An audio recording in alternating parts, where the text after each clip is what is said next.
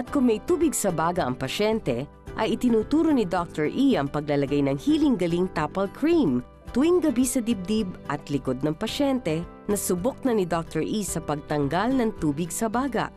Sinabi pa ni Dr. E na kailangan rin ng pasyenteng may TB ang herbal vitamins B1, B6, B12 para ayusin ang mga ugat at sirkulasyon ng dugo sa baga ng pasyente. At kung sadyang mababa na ang immune system, ay ipinapayo ni Dr. E bukod sa mga nabanggit na ang pag-inom ng healing food tablets para mapataas ang resistensya ng pasyente.